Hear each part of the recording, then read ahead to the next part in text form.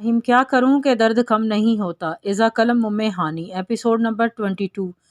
حیا کے جانے کے بعد رومان چپ سا ہو گیا تھا۔ پورا دن بس چپ چاپ رہتا تھا، موبائل پہ کارٹون دیکھنا، دوستوں سے بات کرنا، یہاں تک کہ ارتضیٰ سے بھی بات نہیں کرتا تھا۔ اسکول میں اس کا شروع ہو چکا تھا، لیکن اس کی چپ روز ضرور ارتضیٰ کو کھلنے لگی تھی۔ اب بھی وہ خاموشی سے کھانا کھا رہا تھا۔ کافی دن سے وہ رومان کو نوٹ کر رہا تھا، پریشان بھی ہو رہا تھا۔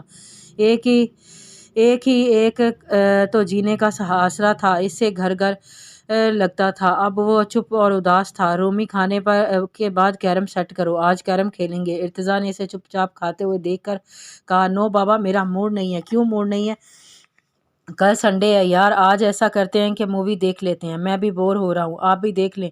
لیکن مجھے نہیں دیکھنی۔ اس نے بس آدھی روٹی کھا کر ہی باقی کی ہاٹ پاٹ میں ڈال دی تھی۔ رومی، کھانا ٹھیک سے کیوں نہیں ہے کھا رہے ہو؟ بھوک نہیں ہے تو نہیں کھا رہا؟ اتنے سوال کیوں کر رہے ہیں مجھ سے؟ مجھے تو ایسا کوئی حق نہیں ہے کہ آپ سے کچھ پوچھ سکوں۔ یہ کہہ کر وہ اٹھا اپنے کمرے میں چلا گیا تھا۔ رومی بات سنو میری۔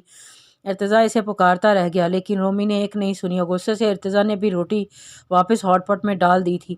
کچھ دیر ٹیبل پر بیٹھ کر دونوں کوہنیاں ٹیبل پر ٹکا کر ہاتھوں سے اپنی کنپٹیاں دبانے لگا۔ پتہ نہیں کہاں ہوگی یہ لڑکی، بس ایک بار پتہ چل جائے کہ اپنے گھر بحفاظت پہنچ چکی ہے۔ اندر سے بے چین تو وہ بھی تھا، یہ بھی جانتا تھا کہ رومی کی اداسی کی وجہ کون ہے، اس لیے سب کچھ فریج میں رکھ کر وہ رومی کے کمرے میں آ گیا۔ ارتضیٰ کو دیکھ کر رومی نے اپنے آنسو پونچھے۔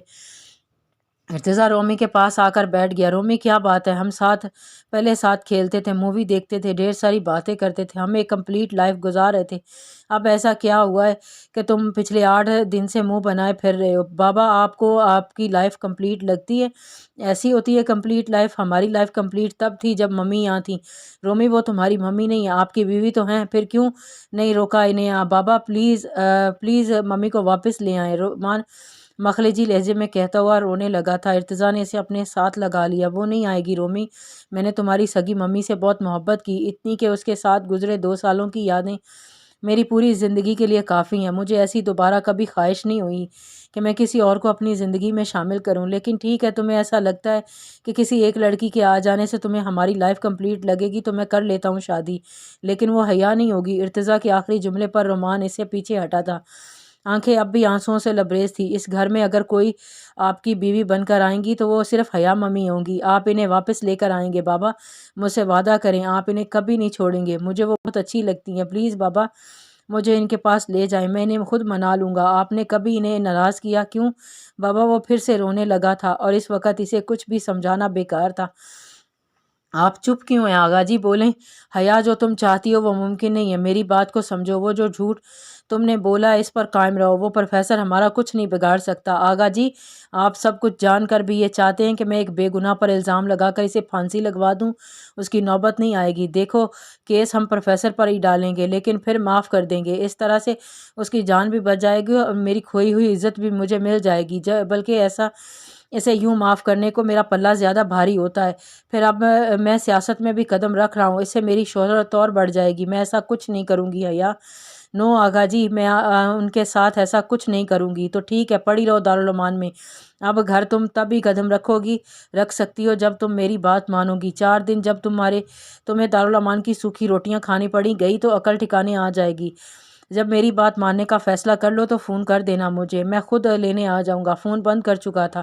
حیا بری طرح سے رونے لگی، کوئی راستہ سجھائی نہیں دے رہا تھا۔ رات بھر بھی یہی سوچتی رہی کہ کیا کرے، کیسے خود کو اس مصیبت سے نجات دلائے جس میں وہ پھنس گئی تھی۔ تم جیسی لڑکیوں کا یہ سب گناہ کرنے کے بعد بس ایک ہی ٹھکانہ بچتا ہے، وہ ہے بازار حسن۔ ارتضیٰ کی کہی ہوئی بات اس کے کانوں میں گونجنے لگی۔ وہ اپنے کمرے میں چلی گئی۔ تب تک سب ہی اپنے کاموں میں مصروف تھیں، بس وہ عورتیں آپ میں محو گفتگو تھی۔ تجھے پتہ ہے وہ لڑکی جو 3 ماہ پہلے آئی تھی؟ ایک عورت نے دوسری سے کہا۔ ہاں، وہ جس کے ساتھ ریپ ہوا تھا، وہ حد سے ہو گئی تھی۔ ہاں وہی۔ پہلے تو اس نے یہاں میڈم کی بڑی منتیں کی تھی کہ اس کا ابارشن کروا دیں، لیکن میڈم نہیں مانی، پھر یہاں سے چلی گئی تھی۔ لیکن کل میں نے میڈم کے کمرے کے پاس سے گزر رہی تھی تو میڈم کسی کو برا کہہ رہی تھی کہ وہ اب بازار حسن نظر آتی ہے۔ اچھا، اور اس کا بچہ؟ اس عورت نے منہ پر ہاتھ رکھ کر پوچھا۔ وہ تو کب کا ختم کروا دیا ہوگا ان لوگوں نے، وہ بھلا کہاں ایسے جھمیلے پالتے ہیں۔ ان دونوں خواتین کی باتیں حیا کے لیے غیر اہم تھی، سوائے اس کے کہ بازار حسن اس کا وہ کام مفت میں ہو جائے گا، جس کو کرانے کے نام پر اس کے پاس پیسے تھے، نہ ہی کوئی اس کی سننے والا تیار تھا۔ بے شک وہ ضدی اور سرپری لڑکی تھی، لیکن بازار حسن کی حقیقت سے بالکل ناواقف تھی۔ نام بھی پہلی بار ارتضیٰ کے منہ سے سنا تھا، اور اب ان دونوں نے عورتوں کے منہ سے حیا کو لگا کہ اس کا مسئلہ بازار حسن میں ہی جا کر حل ہو سکتا ہے، لیکن یہ پتہ تھا کہ بازار حسن ہے کہاں، کس شہر میں۔ رات کو سوتے وقت اس نے تبسم سے پوچھا تھا، سنو یہ بازار حسن کہاں ہے؟ حیا نے لیٹے پوچھا۔ تبسم جو آدھی نیند میں تھی آنکھیں کھول کر اس کو دیکھنے لگی۔ کیوں، تم نے کیا کرنا ہے؟ ایسے ہی پوچھ رہی ہوں، کس شہر میں ہے؟ یہیں لاہور میں۔ اچھا ٹھیک ہے، یہاں سے وہاں جانے کا کرایہ کتنا ہے؟ لگتا ہے مجھے کیا پتا، میں کون سا گئی ہوں، اللہ بچائے ایسی جگہ سے۔ تبسم نے یہ کہا اور کروٹ بدل کر سو گئی۔ صبح اس نے میڈم سے کہا، اس کے اپنے شوہر سے فون پر بات ہو گئی ہے، وہ اسے رکھنے پر تو رضامند ہو گیا ہے، لیکن انہیں لینے نہیں آئے گا، اسے خود ہی جانا پڑے گا۔ اس لیے میڈم سے کرایہ لے کر وہ سیدھا بازار حسن پہنچی تھی۔ سب کچھ بہت عجیب سا ماحول لگ رہا تھا۔ چھوٹی تنگ گلیاں، کہیں پان کی 2 دکانیں تھیں، کہیں گلاب کلیوں کے گجرے کی دکان، گھنگرو گانے، ہارمونیم کی آواز، بند ڈھولوں کی آوازیں۔ سمجھ نہیں پا رہی تھی کہ جائے کہاں۔ پرانی بسیدہ 2 منزل مکان تھا، ایک قدرے بہتر تھا گھر۔ جو اسے لگا تھا وہ اسی کی سیڑھیاں چڑھ گئی۔ سامنے ایک بڑی عمر کا شخص ہارمونیم بجا رہا تھا، دوسرا ڈھول بجا رہا تھا۔ حیا کی عمر لڑکی چوڑی دار پاجامے اور انارکلی فراک پہنے ہوئے، پاؤں میں گھنگرو پہنے ناچ رہی تھی۔ ہارمونیم بجانے والا شخص اسے ڈھول اور میوزک پر پاؤں کو کیسے رکھنا ہے، کیسے کمر کو لچکانا ہے، سب بتا رہا تھا۔ ایک عورت منہ پان میں ڈالے اس لڑکی کا رقص دیکھ رہی تھی۔ حیا ابھی بھی آخری سیڑھی پر کھڑی یہ سب دیکھ رہی تھی، اندر جانے کی ہمت نہیں کر پا رہی تھی۔ اے لڑکی ادھر آ، اس لڑکی نے حیا کو کھڑا دیکھ کر کہا تھا۔ حیا کچھ نروس بھی ہو رہی تھی، اس کے چلی گئی۔ وہاں کیا کر رہی تھی کھڑی؟ مجھے پناہ چاہیے، کیا مل سکتی ہے یہاں؟ میرے پاس رہنے کا کوئی ٹھکانہ نہیں ہے۔ حیا کے آنسو بھی ساتھ بہنے لگے تھے۔ اس عورت کی آنکھیں حیا کے حسن کو دیکھ کر چمکی تھیں، اور کان سریلی دھن اس کے لیے بات سن کر بھی تھی۔ کم عمر لڑکی خود بخود چل کر اس کے پاس آ گئی تھی، پکے ہوئے آم کی طرح گود میں گری تھی، منہ سے رال ٹپکتی تو وہ کیا ہوتا تھا۔ کیوں نہیں، جم رہو، ہم تو مجبور لڑکیوں کو سہارا دیتے ہیں، بس بدلے میں کچھ چاہیے بھی ہوتا ہے۔ اس عورت نے معنی خیزی سے کہا، دیکھیں مجھے کچھ بھی پکانا نہیں آتا۔ حیا نے آنسو بہاتے ہوئے اپنی مجبوری بتائی۔ اسے لگا پھر سے اسے کچن میں کاموں کرنے کے لیے کھڑا کر دیا جائے گا۔ ارے کھانا تھوڑی پکوانا ہے تم سے، بس تھوڑا ناچ گانا کرنا پڑے گا جیسے یہ لڑکی کر رہی ہے۔ اس عورت نے پان چباتے ہوئے ناچتی لڑکی کی طرف اشارہ کرتے ہوئے کہا۔ حیا پھر غور سے اس لڑکی کا ڈانس کرتے ہوئے دیکھا۔ یہ سب تو مجھے بھی آتا ہے، کچھ سیکھ بھی لوں گی، لیکن مجھے ایک اور مدد بھی چاہیے ہوگی آپ کی۔ ہاں بولو، میں بہت مجبور لڑکی ہوں، مجھے کوئی سہارا نہیں ہے میرے ساتھ اتنا کہہ کر وہ بلک بلک کر رونے لگی۔ اس عورت نے حیا کو ساتھ لگا لیا۔ نہ میری بچی، رونا نہ، میں ہوں نا۔ حیا کو اس کی مکاری بھی محبت ہی لگ رہی تھی، پھر اپنا رونا ضبط کر کے بولی، میرے ساتھ ریپ ہوا ہے اور میں ایکسیپٹ کر رہی ہوں، مجھے اپنا ابورشن کروانا ہے، مجھے یہ بچہ نہیں چاہیے، بس اتنی سی بات، تو فکر ہی نہ کر، اسے تو میں 3-4 دن میں ختم کروا دوں گی۔ چل اب بتا، کچھ کھایا پیا بھی ہے یا تو نے، یا تو بھوکی ہے؟ رنگ کتنا پیلا لگ رہا ہے تیرا۔ وہ عورت حیا جو پڑھ چکی تھی کہ بے وقوف سی لڑکی ہے، جانتی نہیں تھی کہاں آ کر پھنس گئی ہے۔ تھوڑی سی ہمدردی جتانے کا ڈرامہ حیا کا دل پسیج گیا تھا۔ آپ تو بہت اچھی ہیں، اتنا خیال تو کبھی میری سگی ماں نے بھی نہیں کیا تھا، سگی ماں کو بھی نہیں آیا۔ مجھے بہت بھوک لگی ہے، لیکن میں دال نہیں کھاؤں گی۔ حیا نے فوراً سے فرمائش کر دی۔ ارے تو بتا کیا کھانا ہے؟ مجھے پیزا کھانا ہے، تکھا فلیور۔ حیا نے آنسو پوंچھتے ہوئے کہا تھا۔ ہاں میں تجھے ابھی منگوا دیتی ہوں، پہلے تک میں نازلین کو بلاتی ہوں، تجھے کمرے میں لے جائے، نہا دھو لے۔ یہ کیا پہن رکھا ہے؟ نازلین تجھے بڑا اچھا سا جوڑا نکال کر دے گی، وہ پہن، ٹھیک ہے؟ حیا فوراً سے مان گئی۔ اس عورت نے پان کی پیک پھینکی اور نازلین نامی لڑکی کو بلایا، حیا کو اس کے ساتھ بھیج دیا۔ بیٹھے بٹھائے اس کے ہاتھ چاندی لگ گئی تھی۔ رومی کو 2 دن سے بخار تھا، ارتضیٰ بکھلا کر رہ گیا، نیم بے ہوشی میں بھی حیا کو پکار رہا تھا۔ بیٹے کی حالت دیکھ کر وہ فکرمند سا ہو گیا تھا، ابھی بھی میڈیکل سے دعا لے رہا تھا جب کسی نے سر کہہ کر حکم سے اسے پکارا تھا۔ اس نے پلٹ کر دیکھا تو ہمیرا کھڑی تھی۔ سر آپ یہاں؟ ہمیرا نے حیرت سے اسے دیکھا تھا۔ ہاں آپ سنائیں، کیسی ہیں؟ ارتضیٰ جلدی سے وہاں سے جانا چاہتا تھا، کسی بھی ایسے شخص کا سامنا کرنا نہیں چاہتا تھا جو اسے اس کی اہانیت کا احساس دلائے۔ سر میں نے آپ سے بات کرنا چاہتی تھی، پرنسپل صاحب سے آپ کا نمبر بھی لینا چاہا، لیکن انہوں نے دینے سے منع کر دیا۔ وہاں سر سے کہا کہ میری آپ سے بات کروا دے، لیکن انہوں نے کہا کہ وہ نہیں جانتے کہ آپ کہاں ہیں۔ سر حیا کیسی ہے؟ حمیرہ کے چہرے سے فکر مندی اور احساس مندی ظاہر ہو رہی تھی۔ آپ کی دوست نے کارنامہ ہی ایسا انجام دیا ہے کہ میرے پاس منہ چھپانے کے علاوہ دوسرا کوئی راستہ نہیں چھوڑا تھا۔ وہ تلخ لہجے سے بولے، سر حیا کہاں ہے؟ مجھے اس سے ملنا ہے، آپ سے بہت ضروری بات کرنی ہے۔ بھاگ گئی ہے وہ یہاں سے؟ کہاں گئی ہے وہ؟ یہ مجھے نہیں معلوم۔ اور مجھ سے کیا بات کرنا چاہتی ہیں آپ؟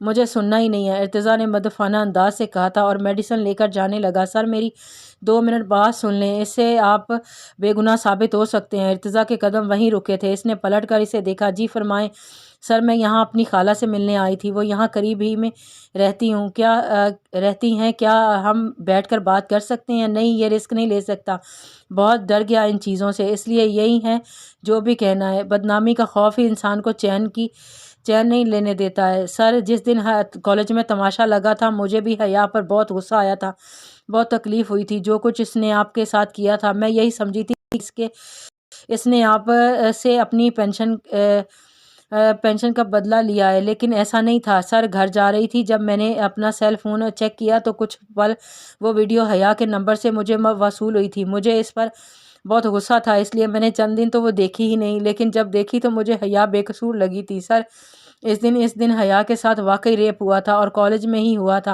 اور اسے دھمکی دی گئی تھی کہ وہ آپ کا نام لے ورنہ اس کی ویڈیو وائرل کر دی جائے گی۔ وہ ویڈیو میرے پاس اب بھی موجود ہے۔ حمیرہ کی بات سن کر وہ شستر سی رہ گیا تھا۔ آپ حیا کا موبائل چیک کریں، اس میں یقیناً بہت کچھ ایسا ہوگا جو آپ کو بے گناہ ثابت کر سکتا ہے۔ پتہ نہیں حیا مجھے وہ ویڈیو کیوں بھیجی۔ اس کے بعد سے حیا کا موبائل آف تھا اور اب تک آف ہے۔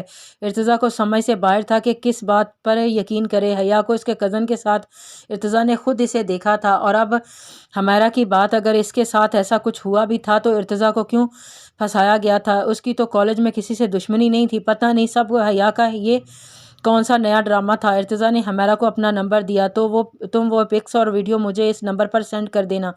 مجھے یقین ہے کہ یہ بھی تمہاری دوست کا رچایا ہوا کھیل ہی ہوگا۔ جھوٹ بولنا، ڈرامہ کرنا عادت ہے اس کی۔ ارتضیٰ ترش لہجے میں بولے، نو سر، اس بار ایسا نہیں ہے۔ سر حیا کہیں گئی ہے؟ مجھے نہیں معلوم۔ سر پلیز مجھے بتائیں وہ کہاں ہے؟ اگر وہ آپ کے ساتھ ہے تو پلیز مجھے سے مت چھپائیں، مجھے اس سے ملنا ہے۔ میں جھوٹ نہیں بولتا ہوں حمیرہ، وہ سچ میں بھاگ گئی ہے۔ کہاں؟ مجھے نہیں معلوم۔ ہاں، کسی نے اسے لاہور کی بس میں جاتے دیکھا ہے، ہو سکتا ہے پہنچ گئی ہو اپنے باپ کے پاس، وہیں جانا چاہتی تھی وہ۔ سر وہاں نہیں ہے، اس کی ممی سے میری صبح ہی بات ہوئی ہے، وہ اس کے بارے میں کچھ نہیں جانتے۔ اس وقت میرا بیٹا بہت بیمار ہے، میں اب اجازت چاہوں گا۔ ارتضیٰ یہ کہہ کر وہاں سے چلا گیا۔ گھر آ کر رومان کو دعا دے کر سلا دیا، لیکن پریشان ضرور ہو گیا تھا۔ وہ اگر اپنے گھر نہیں پہنچی تو کہاں ہوگی؟ دل بے چین سا ہوا تھا۔ کچھ بھی تھا، ایک لڑکی تنہا ایک انجان شہر میں، کیا نہیں ہو سکتا تھا اس کے ساتھ؟ موبائل کی ٹون نے ارتضیٰ کی سوچوں کے تسلسل کو توڑا تھا۔ ایک ان نون نمبر سے چند پک اور ویڈیو سے وصول ہوئی تھیں۔ صوبیہ نے صبح سے سر درد کا بہانہ بنا کر چھٹی کر لی تھی اور یوں پوز کر رہی تھی جیسے واقعی سر میں شدید درد ہو، لیکن دانیال کے سرپرائز کا بھی انتظار تھا۔ ابھی اس کی دوسری ساتھیوں کو گئے 3 گھنٹے ہی گزرے تھے کہ صوبیہ اپنے کمرے میں تھی، لیکن ایک ہلچل سی اسے کمرے سے باہر محسوس ہوئی تھی، بہت سی آوازیں، تیز قدموں کی آواز۔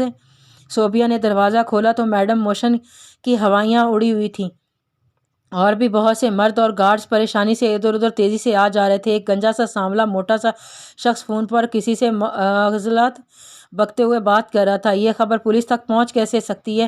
کوئی ہے جس نے مخبری لگائی ہے؟ ایک بار مجھے اس کا پتہ چل جائے، فنا کر کے رکھ دوں گا اسے۔ جتنی تیز آواز سے وہ دھاڑا تھا، صوبیہ کی روح تک کانپ گئی تھی۔ تم میری بات کراؤ ایس ایچ او سے، کہیں وہ لڑکیوں کے ڈر کے مارے منہ سے کچھ سے بک ہی نہ دے۔ کتے کی بچیاں آج تو مریں گی میرے ہاتھوں سے۔ اگر کسی کا نام ان کی زبان سے نکلا بھی تو کسی نے منہ کھولا ہے کہ کالج میں یہ ڈرگ سگریٹ سپلائی کرتی ہیں۔ صوبیہ نے کمرے کا دروازہ دھیرے سے بند کیا اور بیڈ پر بیٹھ گئی۔ اسے لگا کسی نے اس کے اندر سے اس کی روح کو کھینچا ہے۔ وہ نہ چاہتے بھی حواس باختہ ہوئی تھی، پورے جسم پر لرزہ طاری ہوا تھا۔ دانیال نے یہ سرپرائز دینا تھا اسے۔ کمرے کا دروازہ کھٹکھٹایا تو اسے لگا کہ موت کا فرشتہ دروازے کے باہر ہی کھڑا ہے۔ جلدی سے اس نے خود کو سنبھالا اور دروازہ کھولا۔ وہی شخص اڑے ہوئے رنگ کے ساتھ کھڑا تھا جو پہلے اس کے لیے دوا لگانے پر مامور تھا۔ سر بلا رہے ہیں تمہیں، خیر مناؤ اپنی۔ صوبیہ کی جان نکلی تھی۔ صوبیہ کے گلے میں اتنی رگیں پڑی تھی کہ جیسے گلا ہی بند ہو گیا ہو۔ کانپتے وجود کے ساتھ وہ باہر نکل کر اس وحشی جلاد کے سامنے کھڑی ہوئی تھی۔ اس کے ساتھ نوشین میڈم بھی बड़े खतरनाक तेवर लिए खड़ी हुई थी। सोबिया के कान में पहने टॉपस पर लगे कैमरे का कनेक्शन दानियाल ने अपने मोबाइल पर कर रखा था। वो कहाँ रहती है, कहाँ जा रही थी, कॉलेज क्या कर रही थी, वो सब दानियाल देख चुका था। इसलिए कॉलेज में ड्रग की रोकथाम का काम इसने पहले ही किया था। सोबिया को ना जाने का मशवरा भी इसीलिए दिया था कि वो ना फंस ना जाए, और दूसरी दो लड़कियों को रंगे हाथों पकड़वा चुका था। लेकिन यह सख्ती से मना किया था कि इससे पूछगिछ कोई ना करे। जानता था कि कुछ ही देर में वो रहा हो जाएंगी। सर खेल ऐसे खेला गया था कि जैसे सबको ये लगे कि इन्हीं स्टूडेंटों में लेडी पुलिस भी शामिल थी, इसलिए वो पकड़ी गई। दानियाल सामने नहीं आया था, खुद को छुपा कर रखा हुआ था क्योंकि अभी इसके मिशन कंप्लीट नहीं हुआ था। मुफ्ती अनवार तो कमरे से जा चुका था, लेकिन जो कुछ आती ने इसे अपने सामने देखा था समझ गई थी कि इतना आसान नहीं है इसके लिए इज्जत से ज़िंदगी गुजारना। इसलिए बेजान सी होकर बेड पर बैठ गई। अब्दुल बासित ने जब से बदहवास सा होकर देखा तो इसके पास आकर बैठ गया। आरा आप परेशान मत हो, मैं अब्बा को राज़ी कर लूँगा, अभी गुस्से में है। आरा किसी मुजस्मे की तरह इसे देख रही थी। बिल्कुल गुमसुम, मुझ पर भरोसा है ना आपको? अब्दुल बासित ने दोबारा से दरियाफ्त किया। वो कुछ नहीं बोली, बस एक टिक इसे देखे जा रही थी। आरा कुछ कहें मुझसे? अब्दुल बासित ने आरा का चेहरा अपने दोनों हाथों में ले लिया। कहा, अब्दुल बासित तुम अपने अब्बा की बात मान लो। आरा का सांस घुटने लगा था, बमुश्किल वो बोल पाई थी, गले में आंसुओं का गोला फंसा था।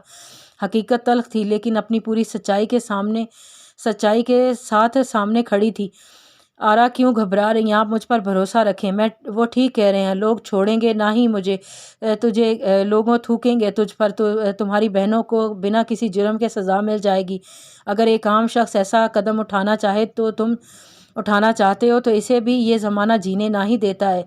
तुम तो फिर मौलवी के बेटे हो। पता लोग मौलवियों को बहुत नेक और परहेजगार तस्वुर करते हैं, उनकी ज़रा सी गलती को तूफ़ान बना देते हैं, जैसे वो इंसान ना ही फरिश्ते हैं। उनके मुंह से निकला एक गलत लफ्ज़ या एक बुरा अमल उसके सारे अच्छे अमाल को ख़त्म कर देता है।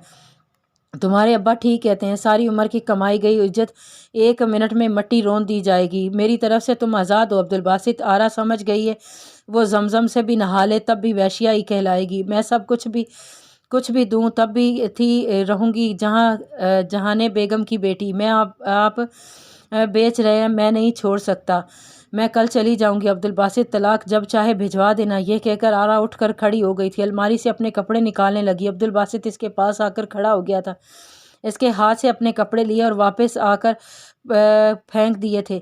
इस वक्त मुझे आपके साथ की ज़रूरत है। मेरी हिम्मत बढ़ाने की बजाय आप राह बदल रही हैं। मुझे कुछ सुनना है आरा, मेरे साथ दें, दुनिया को मैं खुद जवाब दे दूंगा।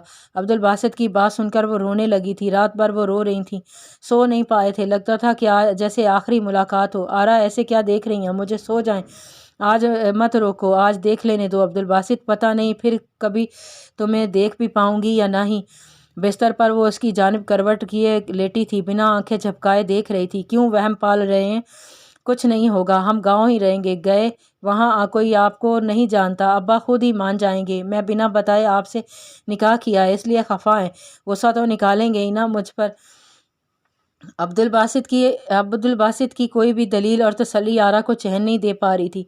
कुछ देर में वो सो चुका था, लेकिन आरा नहीं सोई थी। पूरी रात अब्दुल बासित को देख कर काटी थी, इसका जैसे अजबर कर रही हो। अपने हाथों से इसके चेहरे को छू रही थी, जैसे इसका एहसान का लम्स हाथों में महफूज कर रही हो। आंसू बहकर तकिया भिगो रहे थे। फजर के वक़्त अब्दुल बासित की आंख खुली थी। उस वक़्त तारा जाए नमाज बिछाए रो रही थी, शायद किसी मौजे की दुआ मांग रही थी। नमाज के बाद दरवाज़ा बड़े ज़ोर से खटका था। आरा जैसे पूरे वजूद कांप गया था। अब्दुल बासित ने दरवाज़ा खोला, सामने मुफ्ती अनवार खड़े थे, पेशानी पर कई सिलवटें डाले अंदर दाखिल होते ही बोले थे, चलो अब्दुल बासित नहीं, मुझे नहीं जाना, मैं गाँव में रहूँगा आरा के साथ। मुझसे ज़िद मत करो वरना बहुत पछताओगे। अब्बा ये ज़िद नहीं, मेरा हक है, ये ज़िल्लत और रसवाई है। मुफ्ती अनवार अपनी इज्जत की खातिर जान दे देगा, मगर तुम्हें ऐसा कुछ नहीं करने देगा जिससे कई रसवाई हो।